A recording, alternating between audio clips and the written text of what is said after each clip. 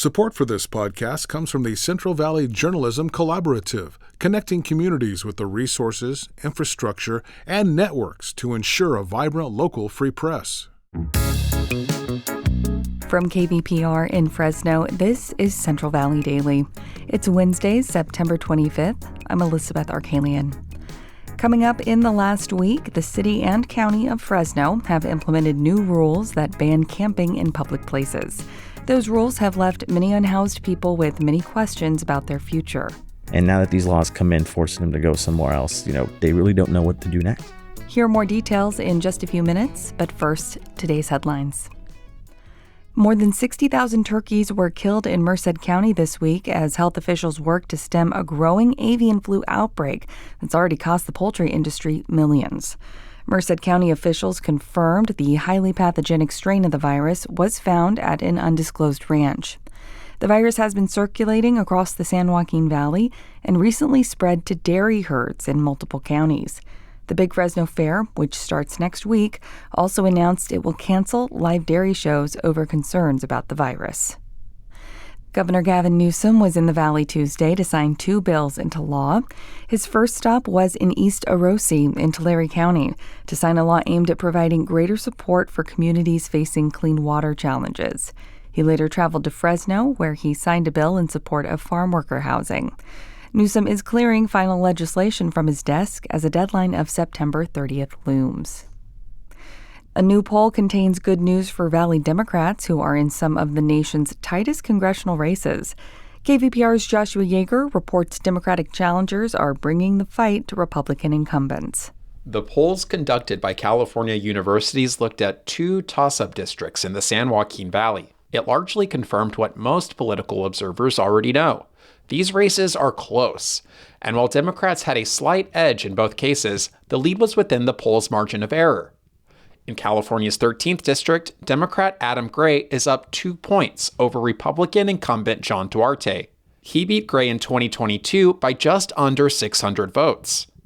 And in District 22, the polls show Democrat Rudy Salas winning his rematch against David Valadeo by 4 points.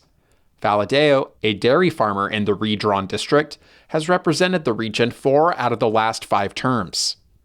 Congressional Democrats have flooded both districts with money in the form of political advertisements and mailers, as the party looks to pick up 2 more seats, with Kamala Harris leading the presidential ticket. For KVPR News, I'm Joshua Yeager in Bakersfield. A coalition of Fresno leaders and business groups are calling on Governor Gavin Newsom to veto a warehouse regulation bill. Opponents of AB 98 say it would limit local government's ability to update zoning laws and may prevent the expansion of industrial zones. City Council President Annalisa Perea argues that could hamper Fresno's ambitions to become a hotspot for the growing warehouse industry. We will feel the brunt of this, and that'll come in the form of a loss of jobs for our residents. It'll be a loss of new income to our general fund, and this is the fund that pays for our police, our firefighters. Others argue the bill is necessary to protect neighborhoods from industrial pollution and truck emissions. Getting rid of an old car can be a pain, especially if it's in disrepair.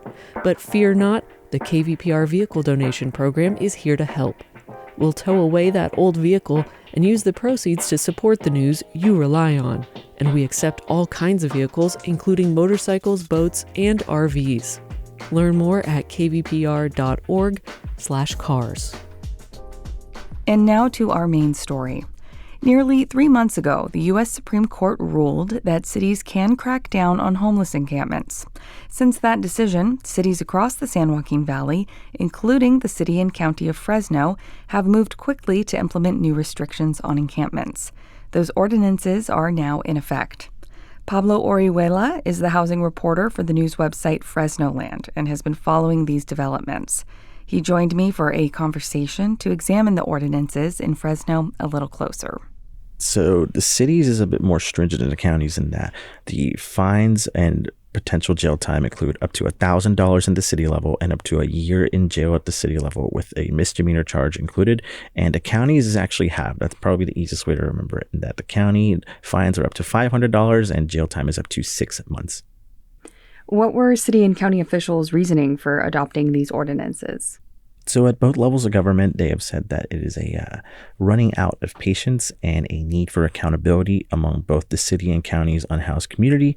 In 2017, actually, the city tried to pass a similar legislation, but it met legal roadblocks, and it wasn't until earlier this year that the United States Supreme Court's grants pass ruling made ordinances like these possible.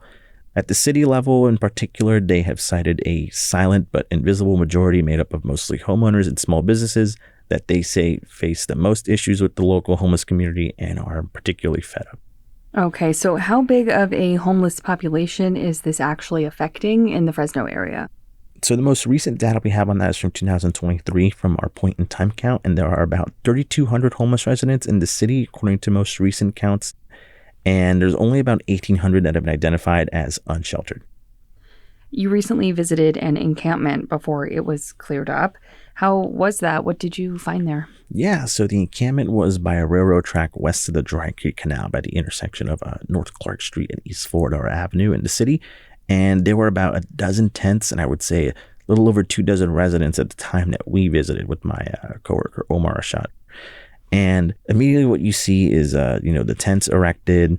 There are a lot of trash and stray dogs around, many of which are accepted by the community, some of which are seen by neighboring homeowners as blight. So were the unhoused people that you spoke with, were they aware of these new ordinances? How were they feeling? So yes, all of them were aware of it.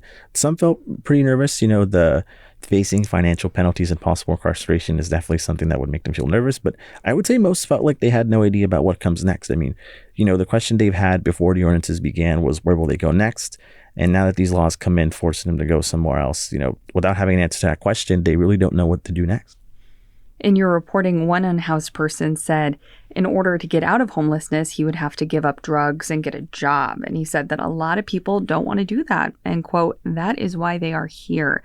That to me read as just fuel to the fire for critics of California's homelessness issue. Have you heard that sentiment elsewhere?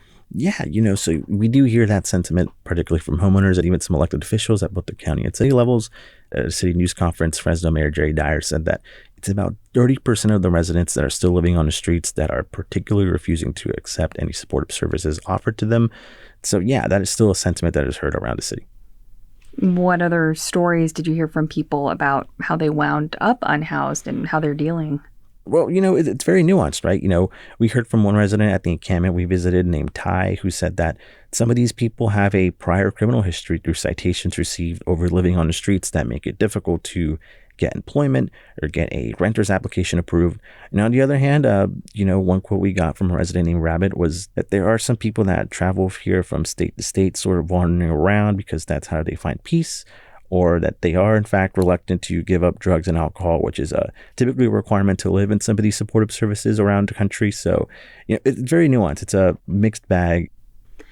You acknowledge in your report that elected officials and residents have been critical of the unhoused for not utilizing services available to them. What kind of services are actually available in the Fresno area, and is there enough to address the homeless population that we have? So no, there are not enough. And really it's an interesting question because starting off with the services available, I would say at the city level in particular, which is where most shelter beds are available, there are about a little over 800 at this point. The city offers some services like cooling and warming centers, mobile showers, and medical clinics. But in terms of whether or not that's enough, that's a very difficult question to answer because the United States Supreme Court's grants pass ruling actually makes it so that when passing these ordinances, local jurisdictions no longer have to offer a shelter bed when enforcing this. So we spoke to the CEO of the Pavrel House, one of the city-based groups that actually offers supportive services, that yes, there is a need for them. Just going back to the 2023 numbers, the 800 shelter beds are actually a big increase from the city had a couple years back, but it's still, eclipsed by the 3,200 homeless residents the city has alone, let alone the county. Yeah, that's 25%. 800 beds for 3,200 people. So there's clearly not enough. So where do we go from here? Have you heard of any enforcement of these new ordinances happening? Yeah, as for where we go from here, I guess that's, I wish I had the answer to those questions, and I think particularly the unhoused residents in our community. So the county and the city begin enforcement this month. The city actually began Monday, September 23rd. And as for where we go from here, I really don't know. I mean, There's been no appetite for city-sanctioned camps here in Fresno. And across the state, we've seen, I think most notably in Sacramento, the city-sanctioned camps have actually been getting shut down. Some cities are busing residents who are not local back to their home states in order to find sanctuary with their family members. And again, at the end of the day, the United States Supreme Court's grants pass ruling makes it so that enforcement can take place as a commitment from local jurisdictions to provide a bed. So as for where these people goes, I really couldn't tell you. That was my conversation with Fresnoland housing reporter Pablo Orihuela.